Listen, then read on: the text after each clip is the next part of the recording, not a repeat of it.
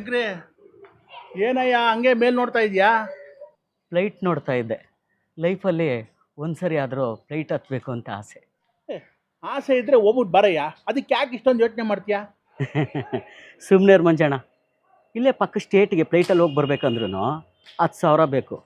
ಅಂಥದ್ರಲ್ಲಿ ನಮ್ಮಂಥ ಮಿಡ್ಲ್ ಕ್ಲಾಸ್ಗೆ ಇವೆಲ್ಲ ಸಾಧ್ಯನಾ? 10,000 ಬೇಡಪ್ಪ, ಬರೀ 6,000 ರೂಪಾಯಿ ಇದ್ರೆ ಸಾಕು. ನಿನ್ನ ಇಲ್ಲಿಂದ ಫ್ಲೈಟಲ್ಲಿ ಕರ್ಕೊಂಡು ಹೋಗಿ ಏರ್ಪೋರ್ಟಿಂದ ಆಚೆ ಬಂದ ತಕ್ಷಣ AC ಬಸ್ಸಲ್ಲಿ ಅಲ್ಲಿ ಸುತ್ತಮುತ್ತಲ ಇರೋ ಜಾಗ ದೇವಸ್ಥಾನಗಳನ್ನೆಲ್ಲ ದರ್ಶನ ಮಾಡಿಸಿ ವಾಪಸ್ಸು AC ಬಸ್ಸಲ್ಲಿ ಕರ್ಕೊಂಬಂದು ಬಿಡ್ತಾರೆ ಕಣಯ್ಯ. ನಿಜ ಹೇಳ್ತಾ ಇದೆಯಾ? ನಿನ್ ಡೌಟ್ ಇದ್ರೆ ಈ ವಿಡಿಯೋ ನೋಡಪ್ಪ.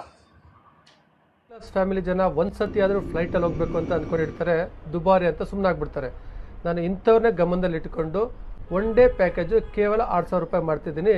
ಅದು ಹೇಗಿರುತ್ತೆ ಅಂದರೆ, ಬೆಳಗ್ಗೆ 7:15 ಬೆಂಗಳೂರಿಂದ ಚೆನ್ನೈವರೆಗೂ ಫ್ಲೈಟಲ್ಲಿ ಹೋಗ್ತೀವಿ.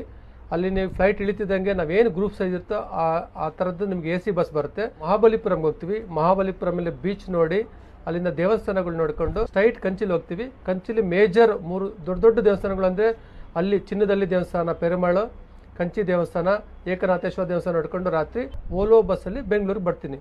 ಜೊತೆಗೆ ಇಷ್ಟೆಲ್ಲಕ್ಕೂ ಸೇರಿಸಿ ಕೇವಲ 6,000 ರೂಪಾಯಿ ಟೂರ್ ಮ್ಯಾನೇಜರ್ ಆಗಿ ನಾನೇ ಬರ್ತೀನಿ. ನೋಡ್ದಾ, ಈಗಲಾರು ನಂಬಿಕೆ ಬಂತಾ? ಮಂಜಣ್ಣ, ಪ್ಯಾಕೇಜ್ ತುಂಬ ಚೆನ್ನಾಗಿದೆ, ನಂಗೊಂದು ಟಿಕೆಟ್ ಬುಕ್ ಮಾಡ್ಬಿಡಿಯಾ. ಇಂಥ ಒಳ್ಳೆ ಪ್ಯಾಕೇಜ್ ಸಿಕ್ಕಿರುವಾಗ ಒಬ್ಬನೇ ಹೋಗಿ ಬರ್ತೀನಿ ಅಂತ ಇದ್ದಲ್ಲ, ಎಂಟಿನ ಜೊತೆ ಕರ್ಕೊಂಡು ಹೋಗಯ್ಯ. ಅದೇನು ಯೋಚನೆ ಮಾಡ್ತೀಯ, ಹೋಗಯ್ಯ. ಸರಿ, 2 ಟಿಕೆಟ್ ಬುಕ್ ಮಾಡಿಬಿಡು. ನಾನೇನು ಬುಕ್ ಮಾಡೋದು ನೋಡು, ಈ ಸ್ಕ್ರೀನ್ ಮೇಲೆ ಕಾಣ್ತಾ ಇದೆಯಲ್ಲ, ಈ ನಂಬರ್ಗೆ ಫೋನ್ ಮಾಡಿ ನೀನೇ ಡೈರೆಕ್ಟಾಗಿ ಬುಕ್ ಮಾಡ್ಬೋದು.